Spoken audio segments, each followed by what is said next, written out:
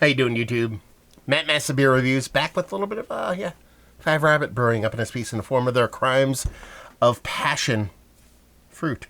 This be a double IPA with passion fruit and lactose. What do they say about the beer? It says here, meaning Crimes of Passion Fruit. This modern tropical fruited IPA brings it all.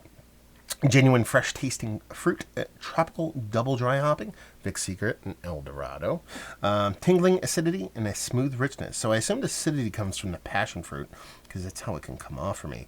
This is actually comes from the brewery.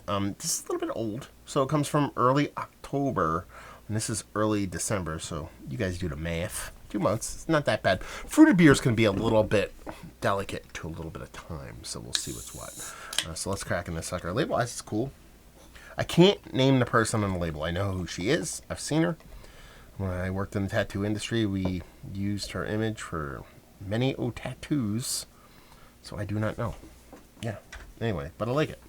You know, it's in a dark-haired starlet holding a bit of passion fruit and a big old knife. What more do you want? I actually am a sucker for clear sticker cans, though. So anyway, that looks like passion fruit soup. Looks like butternut squash soup. Or my wife just made this awesome pumpkin squash chicken soup. That's what it looks like. So you're talking about a passion fruit double IPA. It's kind of on brand. The head is just barely south of khaki.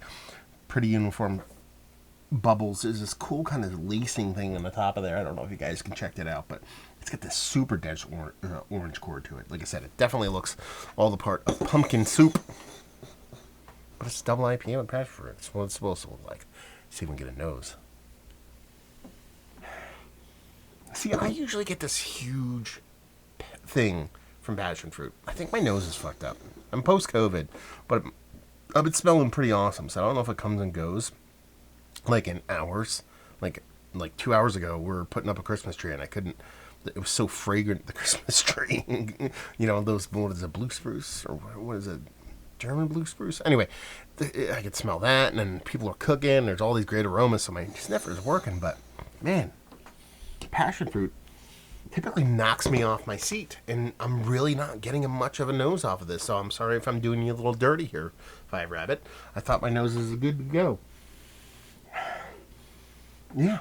There's really not much there. A soft little generic hopping, a little bit of soft fruitiness, done and done. I gotta dive in a taste. Cheers.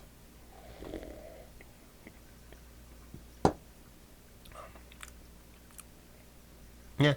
Definitely getting way more in the taste. The passion fruit doesn't come off overly aggressive here. I'm cool with that. Passion fruit, a little less than a little more is where I stand when it comes to the use of it in beer. So I'm getting it here. There is a little bit of tartness, like they said in the label, but it's not over in your face kind of passion fruit. There is a little bit of hop greeniness to it. It's 2 months old already, but there's this little bit of hop pelly greeniness. It stops short of being hop burniness, but I can imagine what this beer was like a lot fresher. It might have been a little bit too aggressive for me, but it's not too bad. Now, the only kind of knock with that is I think you've lost a little bit of the vibrance of the hop. So maybe this is, and this is me spitballing here, maybe it's lost a little luster with age, but at the same time, it lost a little bit of funness at the same time.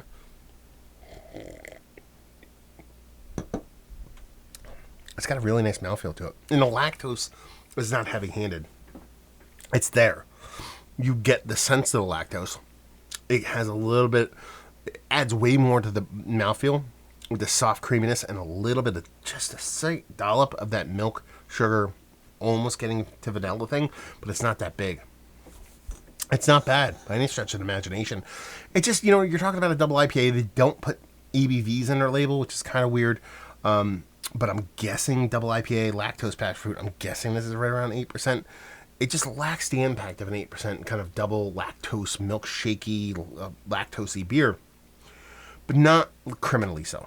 I mean, it's still fun. It's tasty. I like the kind of softness of the passion fruit on here. I love the level of lactose. I guess I want the hops to be a little bit more upfront without that green hop burniness, because I actually just got a big little strike of that hop greeny kind of burning in the back of my throat. It's not that aggressive to where it's annoying me. But I'm just trying to think about it in the mindset of this beer was a month fresher. Mouthfeel's nice. That lactose adds a bunch of that, but I also think it's nicely constructed as far as mouthfeel outside of lactose. It's fun. It's spicy. It's got a big green component. The passion fruit isn't aggressive, but it's subtly there, at least for me. And the lactose is pretty much spot on where I want it to be. It's a fun beer. It just kind of misses the mark as far as upper echelon kind of haze for me. But it's a fun beer. Let's put it this way. I'd like to try this beer a year from now and then another year from now to see if it evolves and how they work on these hazy IPAs. Because you have to understand, this is my first foray into Five Rabbit. I've never had anything from these guys before. And this is my fourth beer out of, I think, 7 that they sent me. Now, this comes from the brewery, if I didn't mention that already. And the first 3 were stellar. I mean, you're talking about a blonde ale with a fun hopping to it. You're talking about a Marzen with some really cool kind of tweaks with some kind of South Mexican or South American kind of spicing to it. With a little bit of weird, kind of like a caramel milk sugar, a la kind of Belgian candy sugar, and that was really fun. And then there was a brown ale with chilies in it, which was super fun. And this is probably one of the more... So those are 3 kind of non-mainstreamy beers, and I thought they were epically fantastic. This is one that, well, good, is just a little bit less stellar than what I had from them so far, and I was really curious to see how this lands. You can take a couple things away from that. I don't know the brewery from anything, so it could be a matter of they're just breaking into doing hazies, because hazies make money, and you would be dumb not to make them. And maybe they're just working their way towards a great haze. Nothing wrong with that, and that's fantastic. They could be an uber traditional brewery. Listen, I don't know the head brewer. I know who he is, obviously, but I don't know him. But I know Randy Mosher is involved, so you're talking about traditional and beer, because he's like their, what is it, what did they call it? Project leader, or, anyway, he, kind of running a show in a certain sense there. And so you think traditional shit would be locked down, which it obviously is. It's fun. And it's kind of weird because it's like, and the last thing you want to do is be like, hey, the Hazy's okay, but the rest of their class stuff is fantastic, but that's kind of what I've had so far. So I'm curious to dive into the other ones. There's an IPA in there. There's a beefed up kind of Pilsner, and we'll see what's what. But as far as this beer goes, it's fun. It's tasty. It's nice. I like how it plays, but it just kind of misses the mark. The bullseye. For me, when it comes to kind of these new school kind of hazy beers. Let's talk about it. Is it one of the better ones? It's still worthy of being in a conversation. It's not like it's a bad beer.